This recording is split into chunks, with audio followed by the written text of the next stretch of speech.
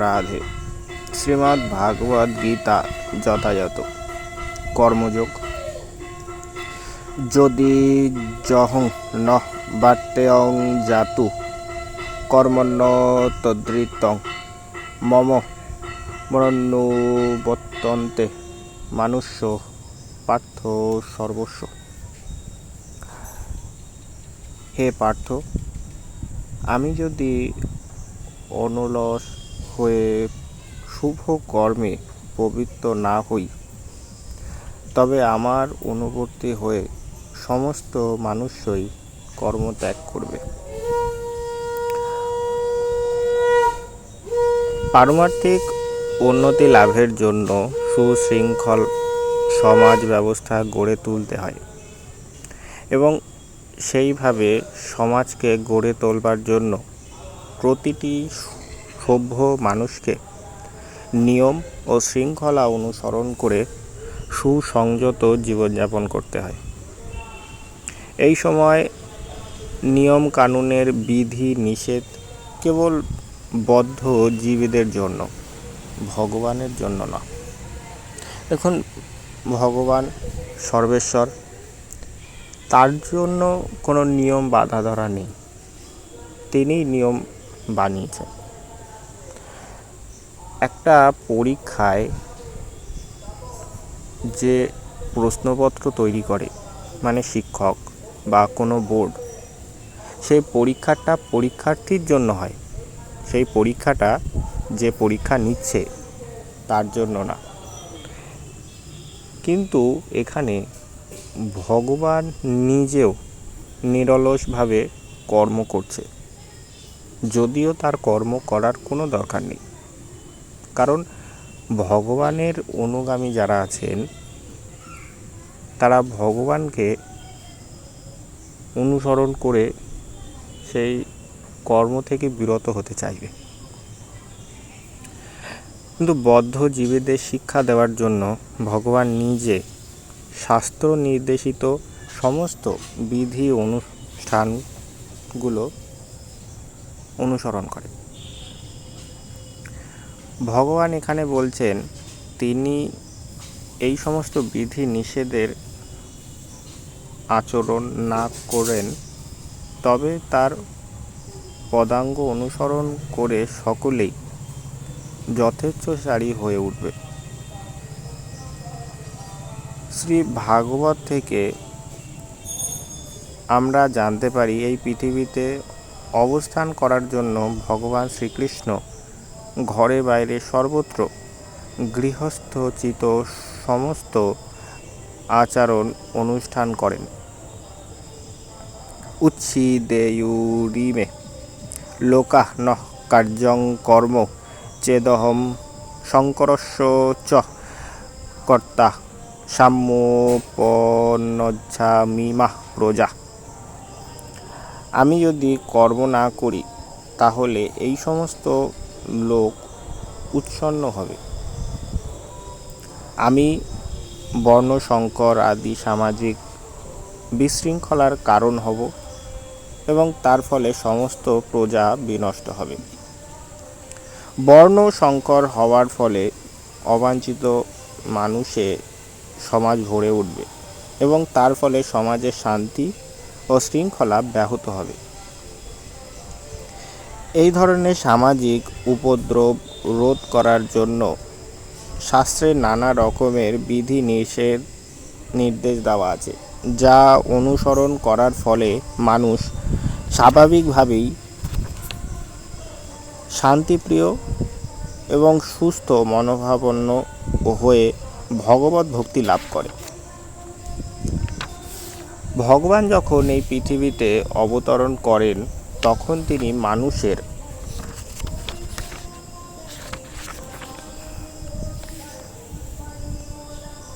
জীবের সর্বাঙ্গীত মঙ্গল সাধনের জন্য এই সমস্ত শাস্ত্রীয় বিধি নিষেধের তাৎপর্য ও তাদের একান্ত প্রয়োজনীয়তার কথা মানুষকে বুঝিয়ে দেন। ভগবান হচ্ছেন সমস্ত জগতের পিতা। তিনি জীব তাই জীব যদি বিপদগামী হয়ে পথভ্রষ্ট হয়, পক্ষান্তরে ভগবানই তার জন্য দায়ী হন। তাই মানুষ যখন শাস্ত্রের অনুসরণ না মেনে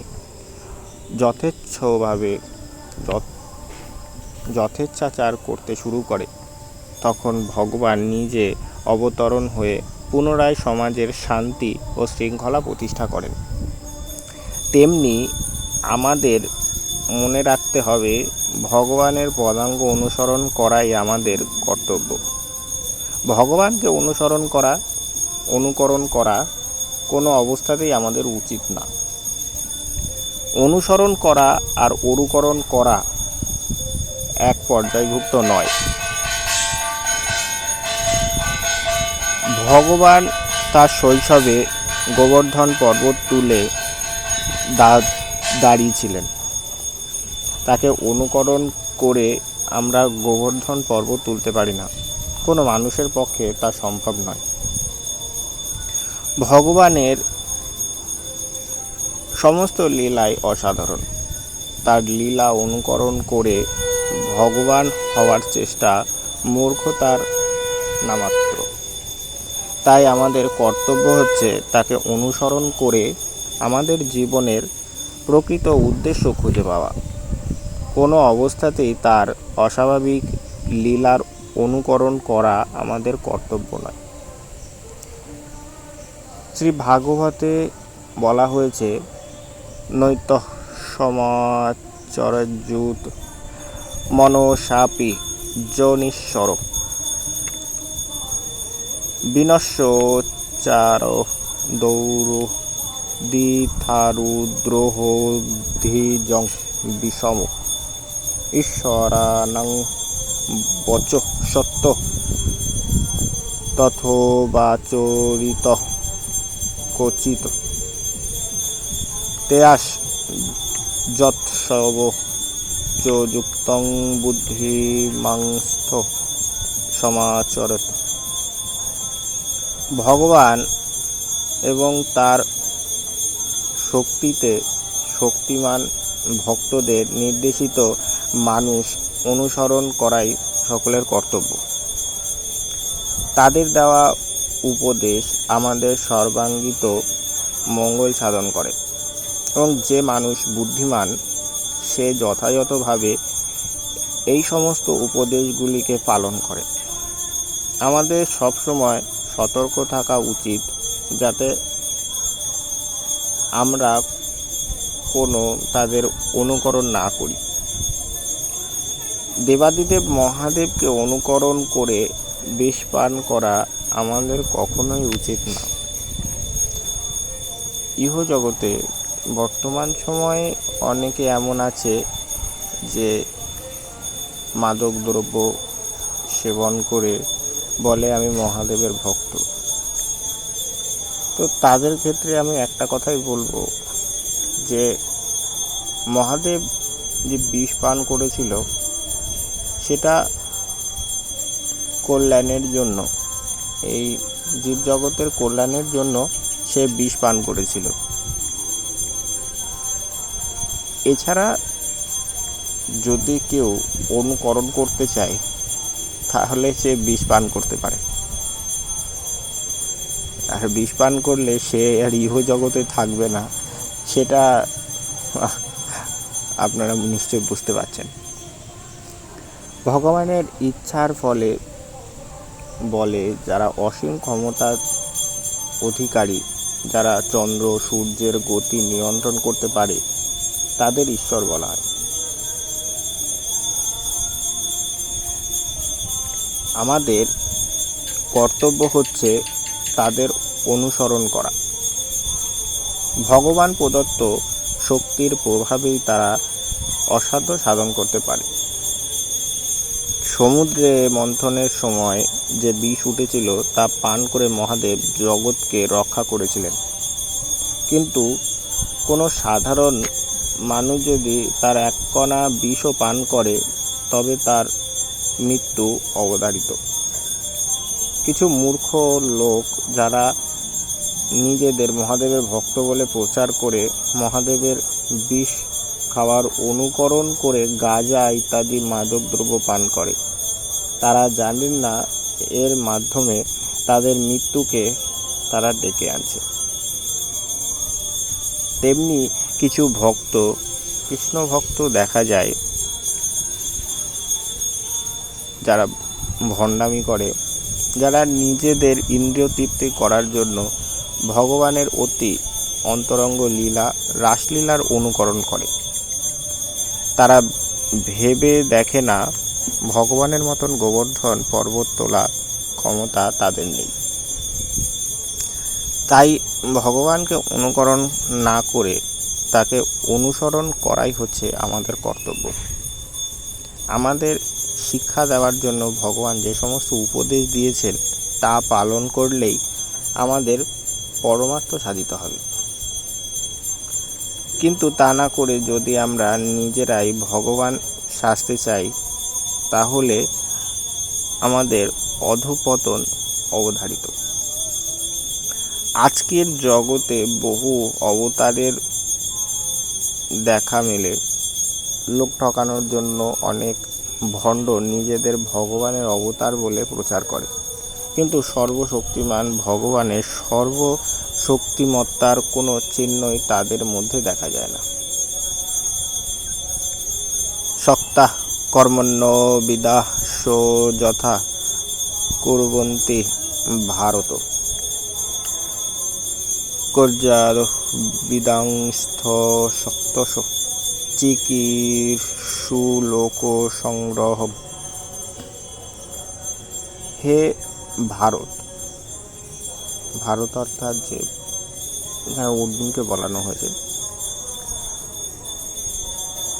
অজ্ঞানীরা যেমন কর্মফলের প্রতি আসক্ত হয়ে তাদের কর্মবন্ধন কর্তব্য কর্ম করে, তেমনি জ্ঞানীরা অনাসক্ত হয়ে প্রকৃত পথে মানুষকে পরিচালিত করার জন্য কর্ম করবেন। কৃষ্ণ ভাবাময় ভক্ত এবং কৃষ্ণ ভাবা বিমুখ অভক্তের মধ্যে পার্থক্য হচ্ছে তাদের মনোবৃত্তির পার্থক্য। কৃষ্ণ ভাবনাময় মানুষের সমস্ত কর্মই কৃষ্ণ ভাবায় দ্বারা উদ্বুদ্ধ। ভগবানের সেবা করা ছাড়া আর কোনো কর্তব্য কর্মই তিনি করেন না।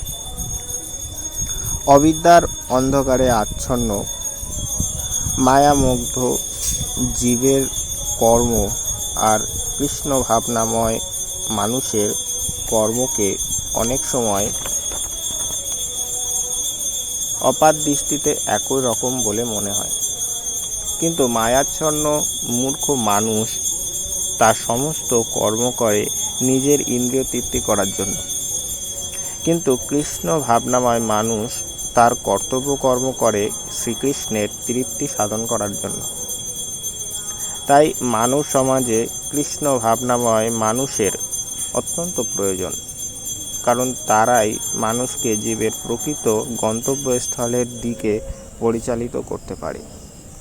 কর্মবন্ধনে আবদ্ধ হয়ে জন্ম মৃত্যু জরা ব্যাধির চক্রে জীব পাক খাচ্ছে। সেই কর্মকে কিভাবে শ্রীকৃষ্ণের শ্রীচরণে অর্পণ করা যায় তা কেবল তারাই শেখাতে পারে। ন বুদ্ধি ভেদং জনয়েদ জ্ঞানং কর্ম সঙ্গিনাম যোষয়েত সর্বকর্মাণি বিদ্যান যুক্তং সমাচরণ। জ্ঞানবান ব্যক্তিরা কর্মাসক্ত জ্ঞানহীন ব্যক্তিদের বুদ্ধি বিভ্রান্ত করেন না। তারা ভক্তিযুক্ত চিত্তে সমস্ত কর্ম অনুষ্ঠান করে জ্ঞানহীন ব্যক্তিদের কর্মে পবিত্র করবেন। বেদস্য সর্বরহমেব বেদ্য। সমস্ত বেদে আমাকে জানবার কথা বলা হয়েছে। এটাই হচ্ছে বেদের শেষ কথা। বেদের সমস্ত আচার অনুষ্ঠান, যাগযজ্ঞ ইত্যাদি সবই ভগবান শ্রীকৃষ্ণকে জানবার জন্য। বদ্ধজীবীরা তাদের জড় ইন্দ্রিয়ের অতীত যে সমস্ত বিষয় তা অনুভব করতে পারে না, তাই তাদের সমস্ত বেদ পাঠ করে বেদের পরম তত্ত্ব ভগবানকে জানতে হয়। ইন্দ্রিয় নিয়ন্ত্রণ করার মাধ্যমে ধীরে ধীরে কৃষ্ণ ভাবনাময় উদয় হয়। তাই কৃষ্ণ তত্ত্ববেত্তা, কৃষ্ণ ভক্ত কখনোই অপরের কার্যকলাপ এবং বিশ্বাসে বাধা দেয় না। পক্ষান্তরে তিনি তাদের কার্যকল্পনা, তাদের বিশ্বাসকে কৃষ্ণ ভাবনাময় করে তোলেন। তিনি এমনভাবে আচরণ করেন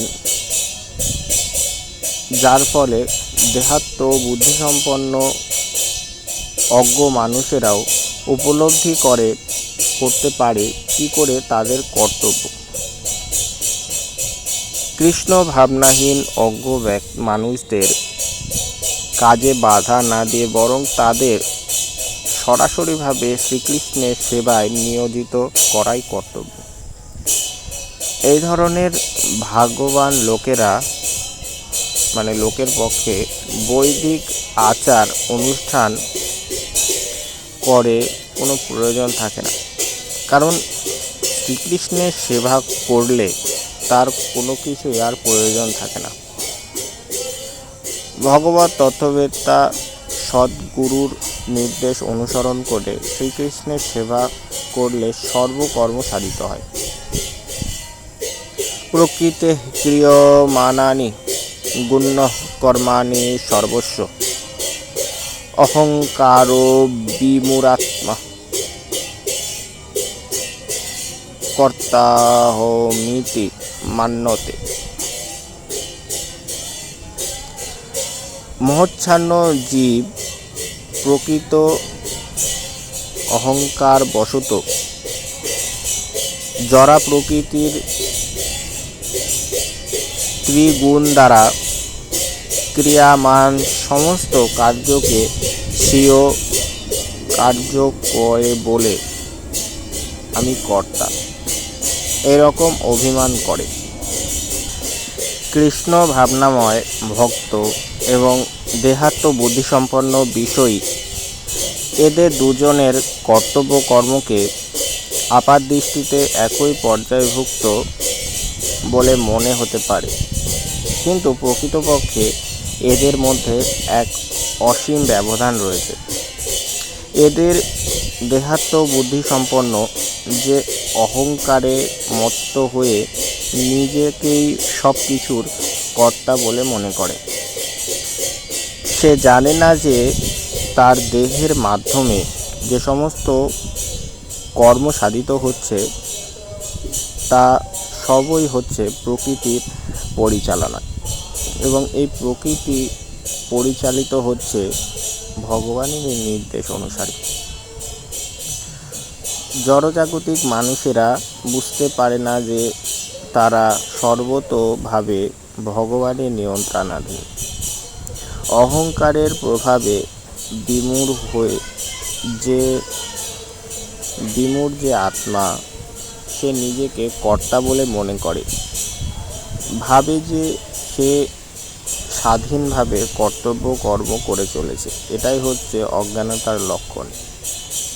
সে জানে না এই স্থূল রহস্যময় দেহটি পরমেশ্বর ভগবানের নির্দেশে জড়া প্রকৃতির সৃষ্টি, এবং সেই জন্যেই তার দেহ ও মন সমস্ত কাজই শ্রীকৃষ্ণের সেবায় কৃষ্ণ ভাবনাময় নিয়োগ করতে হবে। দেহাত্ম বুদ্ধিসম্পন্ন মানুষ ভুলে যায় ভগবান হচ্ছেন ঋষিকেশ, অর্থাৎ তিনি হচ্ছেন সমস্ত ইন্দ্রিয়ের নিয়ন্ত্রা। বহুকাল ধরে তার ইন্দ্রিয়গুলির অপব্যবহারের মাধ্যমে ইন্দ্রিয় সুখ ভোগ করার ফলে মানুষ অহংকারের দ্বারা বিমোহিত হয়ে পড়ে এবং তারই ফলে ভগবান শ্রীকৃষ্ণের সঙ্গে তার নিত্য সম্পর্কের কথা ভুলে যায়।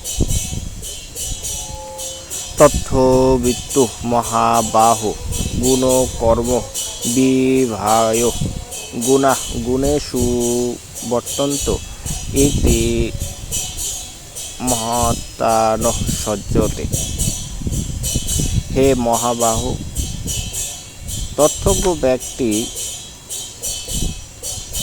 ভগবত ভক্তিমুখী কর্ম এবং সকাম কর্মের পার্থক্য ভালোভাবে অবগত হয়ে কখনো ইন্দ্রিয় সুখ ভোগাত্ম কার্যে প্রদত্ত হয় না। যিনি তত্ত্ববেত্তা তিনি পূর্ণ উপলব্ধি করেন যে জড়া প্রকৃতির সংস্রবে তিনি প্রতিনিয়ত বিব্রত হয়ে আছে। তিনি জানেন যে তিনি হচ্ছেন পরম পুরুষোত্তম ভগবান শ্রীকৃষ্ণের অবিচ্ছেদ্য অংশ এবং এই জড়া প্রকৃতি তার প্রকৃত আলয় নয়। তিনি জানেন তিনি হচ্ছেন সচ্চিদানন্দময় ভগবানের অবিচ্ছেদ্য অংশ। তিনি বুঝতে পারেন যে কোনো না কোনো কারণে এই জড়া প্রকৃতিতে আবদ্ধ হয়ে পড়েছেন। তিনি বুঝতে পারেন যে তার স্বরূপ হচ্ছে ভগবানের নিত্যদাস এবং ভক্তি সহকারে ভগবানের সেবায় সমস্ত কর্ম করাই হচ্ছে তার কর্তব্য। তাই তিনি ভগবানের সেবায় নিজেকে সম্পূর্ণভাবে নিয়োজিত করেন। তার ফলে স্বভাবতই তিনি তার পরিবেশের অনিত্য বিষয়ের প্রতি নিষ্ক্রিয় হয়ে পড়েন। তিনি জানেন যে ভগবানের ইচ্ছার ফলে তিনি জড় জগতের পতিত হয়েছেন। তাই এই দুঃখময় জড় জগতের কোনো দুঃখকেই তিনি দুঃখ বলে মনে করেন না। পক্ষান্তরে তিনি তার ভগবানের আশীর্বাদ বলে মনে করেন। শ্রীমদ্ ভাগবতে বলা হয়েছে, যারা ভগবানের তিনটি প্রকাশ ব্রহ্ম পরমাত্মা এবং ভগবান সম্বন্ধে জানেন তাদের বলা হয় তথ্যবিদ, কারণ তারা ভগবানের সঙ্গে তাদের নিত্য সম্পর্কের কথা জানেন। প্রকৃতে গুণ সংমূঢ়া সজ্জন্তে গুণ কর্মসু তাৎ কৃতস্নবিদ মন্দান কৃতস্নবিন্ন বিচায়নে। জড় প্রকৃতির ত্রিগুণের দ্বারা মোহচ্ছন্ন হয়ে অজ্ঞান ব্যক্তিরা জাগতিক কার্যকলাপে প্রবৃত্ত হয়, কিন্তু তাদের সেই কর্ম নিকৃষ্ট হলেও তত্ত্বজ্ঞানী পুরুষেরা তাদের বিচলিত করে না। যারা অজ্ঞানতার অন্ধকারে আচ্ছন্ন তারা তাদের জড় সত্তাকে তাদের স্বরূপ বলে মনে করে। জড়া প্রকৃতিতে আবদ্ধ হয়ে পড়ার ফলে তারা এই জড় দেহটা পেয়েছি। আমরা এই জড় দেহটা পেয়েছি। এই জড় দেহের সঙ্গে যারা গভীরভাবে আবদ্ধ তাদের বলা হয় মূঢ়, অর্থাৎ তারা হচ্ছে ভগবত তথ্য জ্ঞান রহিত অলস ব্যক্তি। মূর্খ লোকেরা মনে করে যে তাদের জড় দেহটা হচ্ছে তাদের আত্মা এবং এই আত্মাকেই কেন্দ্র করে যে সমস্ত মানুষের সঙ্গে তাদের সম্পর্ক গড়ে উঠেছে তারা হচ্ছে তাদের আত্মীয়। যে দেশে তারা জন্ম নিয়েছে, অর্থাৎ যে দেশে তারা তাদের জড়দেহটা প্রাপ্ত হয়েছে, সেটা তাদের দেশ এবং সেই দেশকে তারা পুজো করে এবং তাদের অনুকূল কতকগুলি সংস্কারের অনুষ্ঠান করাকে তারা ধর্ম বলে মনে করে। দেখুন, নিজের দেশের প্রতি যে সৎকর্ম, এখানে কিন্তু সে সৎকর্মটাকে অবজ্ঞা করছে না। যে অজ্ঞ ব্যক্তি নিজের চারিপাশের যে জড়া বস্তুগুলিকে নিজের সত্তা বলে মনে করছে, সেইগুলোকে দূরে রাখতে বলছে। সমাজসেবা, জাতীয়তা সেবা, পরমার্থবাদ ইত্যাদি হচ্ছে এই ধরনের দেহাত্ম বুদ্ধিসম্পন্ন লোকেদের আদর্শ। এই সমস্ত আদর্শের দ্বারা অনুপ্রাণিত হয়ে তারা নানা রকম জাগতিক কাজে ব্যস্ত থাকে। তারা মনে করে ভগবানের কথা হচ্ছে রূপকথা, তাই ভগবানকে নিয়ে মাথা ঘামাবার মতো সময় তাদের নেই। এই ধরনের মোহচ্ছন্ন মানুষেরা অহিংস নীতি ইত্যাদি দেহগত হিতকর কার্যে ব্রতী হয়, কিন্তু তাতে কোনো কাজ হয় না। পারমার্থিক জ্ঞান অর্জন করে যারা তাদের প্রকৃত স্বরূপ আত্মাকে জানতে পেরেছেন, তারা এই সমস্ত দেহ সর্বত্র মানুষের কাজে কোনো রকম বাধা দেয় না। পক্ষান্তরে তারা নিঃশব্দে তাদের পারমার্থিক কর্ম ভগবানের সেবা করে চলে। যারা অল্প বুদ্ধি সম্পন্ন, তারা ভগবত ভক্তির মর্ম বোঝে না। তাই ভগবান শ্রীকৃষ্ণ উপদেশ দিয়েছেন তাদের মনে ভগবত ভক্তির সঞ্চয় করার চেষ্টা করে অনর্থক সময় নষ্ট না করতে। কিন্তু ভগবানের ভক্তরা ভগবানের চাইতেও বেশি কৃপালু, তাই তারা নানা রকম দুঃখ কষ্ট সহ্য করে, সমস্ত বিপদে অগ্রাহ্য করে সকলের অন্তরে ভগবত ভক্তির সঞ্চার করতে চেষ্টা করে। কারণ তারা জানেন যে মানুষ্য জন্ম লাভ করে ভগবত ভক্তি সাধন না করলে যে জন্ম সম্পূর্ণ বৃথা। ময়ি সর্বাণি কর্মাণি সংন্যস্যতে চেতসা নিরাশির নির্মম ভূতাযুদ্ধস্য বিগত জড়। অতএব হে অর্জুন, তোমার সমস্ত কর্ম আমাকে অর্পণ করে আধ্যাত্ম চেতনা সম্পন্ন করো। মমতা শূন্য, নিষ্কাম ও সুখ শূন্য হয়ে তুমি যুদ্ধ করো। এই শ্লোকে স্পষ্টভাবে ভগবদ্গীতার উদ্দেশ্য বর্ণনা করা হয়েছে। এখানে ভগবান আদেশ করেছেন সম্পূর্ণভাবে ভগবত চেতনা উদ্বুদ্ধ হয়ে কর্তব্য কর্ম করে যেতে হোক। সৈনিকরা যেমন নির্ভয়ী নিষ্ঠা, গভীর নিষ্ঠা এবং শৃঙ্খলার সঙ্গে তাদের কর্তব্য কর্ম করে, মানুষের কর্তব্য হচ্ছে ঠিক তেমনভাবে ভগবানের সেবা করা। ভগবানের আদেশকে কখনো কখনো অত্যন্ত কঠোর বলে মনে হতে পারে, কিন্তু তার আদেশ পালন করা হচ্ছে মানুষের ধর্ম, তাই তা আমাদের পালন করতে হবে।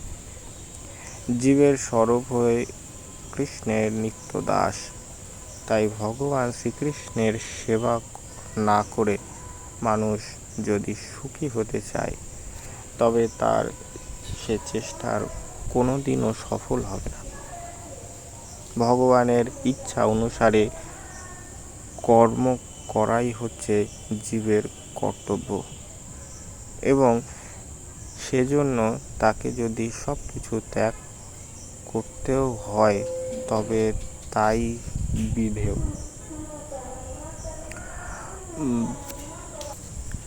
ভগবানের ইচ্ছা অনুসারে কর্ম করাই হচ্ছে জীবের কর্তব্য, এবং সেজন্য তাকে যদি সব কিছু ত্যাগ করতেও হয় তবে তাই বিধেয়। ভালো মন্দ, লাভ ক্ষতি, সুবিধা অসুবিধা কথা বিবেচনা না করে ভগবানের আদেশ পালন করাই হচ্ছে আমাদের কর্তব্য। সেই জন্য শ্রীকৃষ্ণ যেন সামরিক সেনার মতোই অর্জুনকে যুদ্ধের নির্দেশ দিয়েছেন। অর্জুনের পক্ষে সেই নির্দেশ যাচাই করার পথ ছিল না, তাকে সেই নির্দেশ মানতেই হয়েছিল। ভগবান হচ্ছেন সমস্ত আত্মার আত্মা। নিজের সুবিধার কথা বিবেচনা না করে যিনি সম্পূর্ণভাবে এই পরমার্থের উপর নির্ভরশীল, তিনি হচ্ছেন প্রকৃত জ্ঞানী, এবং তাকেই বলা হয় আধ্যাত্মচেতা। তিনি তেমনি নিরাশী মানে হলো ভৃত্য যখন প্রভুর সেবা করে তখন সে কোনো কিছুর আশা করে না। খাজাঞ্চি লক্ষ লক্ষ টাকা গণনা করে, কিন্তু তার এক পদক সে নিজের বলে মনে করে না, কারণ সে জানে সেই টাকা তার মালিকের। ঠিক তেমনি এই জগতের সব কিছুই ভগবানের, তাই তার সেবায় সব কিছুই অর্পণ করাই হচ্ছে আমাদের কর্তব্য। আমরা যদি তা করি তাহলে আমাদের ভগবানের সর্বত্র ভৃত্য হতে পারি, তাহলেই আমাদের জন্ম সার্থক হবে, আমরা পরম শান্তি লাভ করতে পারি। সেটাই হয় মই, অর্থাৎ আমাকে কথাটির প্রকৃত তাৎপর্য। তখন আর আমরা কোনো কিছুর উপর আমাদের কর্তব্য বিস্তার করতে আগ্রহ বোধ করি না। এই মনোবৃত্তকে আমরা নির্মম, অর্থাৎ কোনো কিছুই আমার নয়। ভগবানের এই কঠোর নির্দেশ পালন করতে যদি আমরা অসমর্থ হই, যদি আমরা আমাদের তথাকথিত আত্মীয় স্বজনের মায়া আবদ্ধ হয়ে ভগবানের নির্দেশকে অবজ্ঞা করি, তবে তা মূঢ়তারই নামাত্র। এই বিকৃত মনোবৃত্ত ত্যাগ করাই হচ্ছে কর্তব্য। এইভাবে মানুষ বিগত জড় অর্থাৎ শোকশূন্য হয়ে পড়ে, দুঃখ তাপ থেকে দূরে থাকতে পারে।